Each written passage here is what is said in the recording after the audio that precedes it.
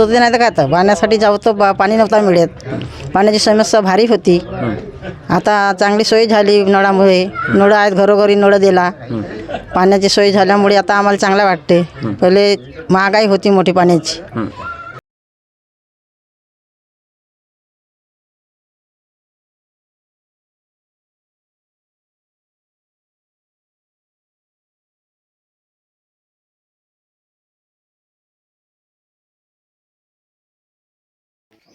Kawade sir यांनी आणि मनोहर बोरकर यांनी आमच्या गावामध्ये खूप सोयी करून दिलेली आहेत आणि पाण्याची तर जास्तीत जास्त सोय केलेली आहे.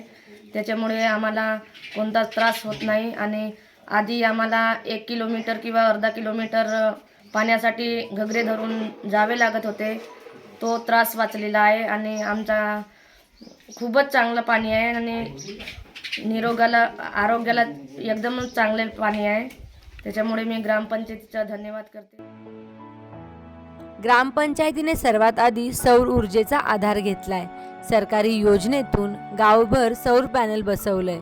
परिणामी वीज बिलही निम्म्यानं कमी झालंय.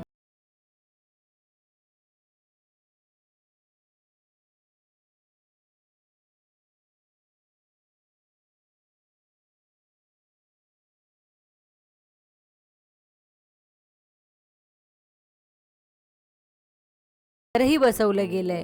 त्यामुळे पाण्याची नासाडी कमी झाली. आता जितकं पाणी वापरणार तितकंच बिल भरायचं.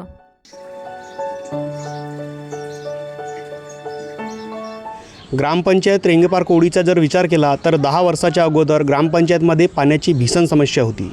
या समस्येवर तोडगा काढण्यासाठी ग्रामपंचायतमार्फत पाणीपुरवठा योजना सुरू करण्यात आली. त्या अंतर्गत 420 कुटुंबांना नळ कनेक्शन देण्यात आले व प्रत्येक नळ कनेक्शनवर वॉटर मीटर बसवण्यात आले.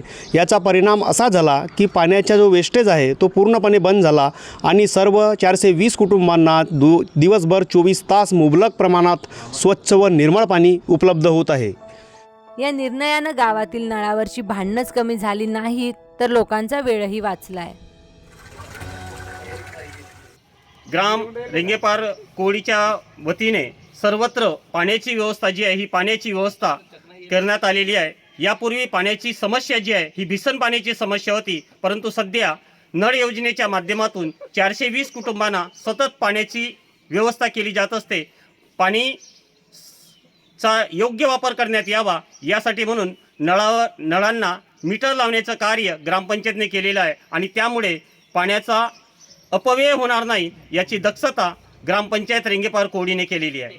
ग्रामपंचायतीने सोलर पंपाच्या माध्यमातून घरोघरी मीटर लावून 24 तास गोड पाण्याची सुविधा केलेली आहे. त्यामुळे गावामध्ये सध्या जो त्रास आहे तो कमी झालेला पाहायला मिळत आहे. Suraj Bagde, news state Maharashtra, Bhandara.